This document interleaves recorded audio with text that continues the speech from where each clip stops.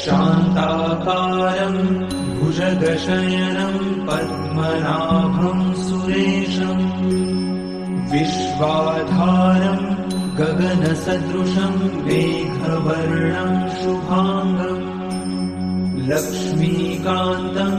कमलनयनं योगिभिर्ध्यानगम्यम् वन्दे विष्णुं भवभयहरं सर्वलोकैकनाथम्